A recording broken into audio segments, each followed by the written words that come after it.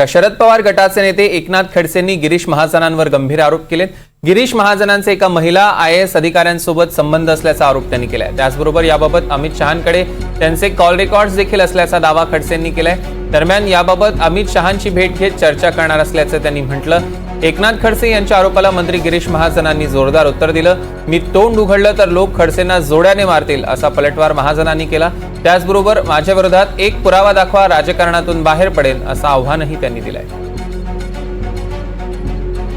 की रात्री 1 वाजेनंतर एका IAS अधिकाऱ्यांना त्यांनी 100 वेळा फोन केले। आता ही गिरीश महाजनांचे जे IAS अधिकाऱ्यांची आणि यांची गोष्ट आहे हे सर्वश्रुत आहे, उभ्या महाराष्ट्राला माहिती आहे, आजचं नाही आहे। हे कित्येक वर्षापासून ही चर्चा महाराष्ट्रामध्ये सुरू आहे आणि ते अधिकारी कोण आहे हे सर्वांना श्रुत आहे, मलाही माहिती आहे, सर्वांनाच माहिती आहे।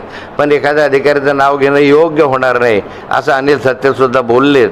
आणि मला वाटतं की असे जे मंत्री आहेत जे IAS अधिकाऱ्यांना फोन करतात असा अनिल सत्तेंचा आरोप आहे, त्यात जर तथ्य असेल त्यांना मंत्रिपदावर आणण्याचा मला वाटतं कमरेच्या खाली वार केल्याशिवाय त्यांना काही दुसरं जमत नाही।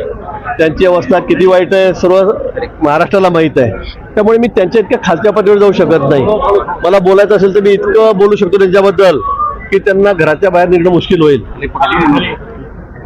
त्यांना घराच्या बाहेर निघणं मुश्किल होईल, अगदी सांगतो।